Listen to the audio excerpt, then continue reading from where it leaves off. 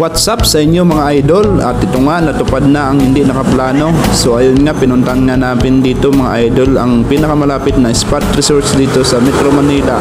At ayan nga, naglalakad na ang aking mga kasamaan. Ayan nga pala si Jan, si Lynn at si Gigi. So ayan, binabaybay namin dyan mga idol ang parang maliit na tunnel. Medyo madilim lang kasi papuntihan doon sa... Napakamura lang ng entrance fee dito mga idol.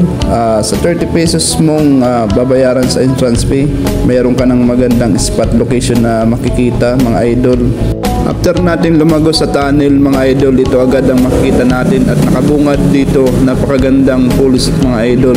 Kaya sulit yung paglalakad natin mga idol, kahit ilang meters yung linakad natin, pawis-pawis tayo kakalakad, okay lang, sulit na. Dito na lang tayo, gabi na tayo uwi. Hi! Mag-hi kayo. Nag-hiking tayo. Madadapa na ako.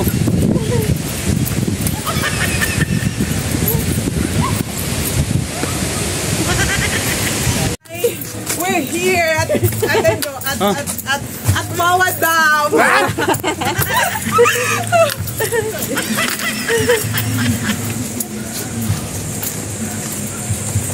Ganda dito, no?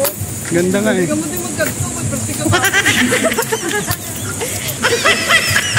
Malaglag cellphone ko, no? Hindi ka na lang ng bago at sababay. Wala na tayo pambili. What's up? What's up, messenger?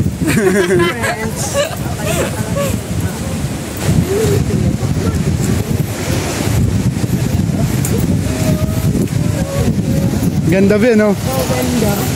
Diyan tayo mamaya. Sulit. Yun, no? Videoan nyo. Sige. Alang galing nyo.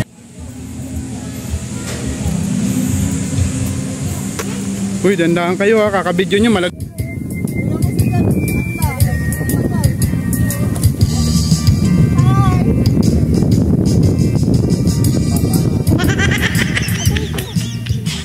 Papansin nyo mga idol, konti lang ng mga tao at maraming bakanting mga cottage dito kasi ito ay pagpunta namin after Holy Week na, kaya medyo kaunti na lang yung tao mga idol, kaya maganda maligo.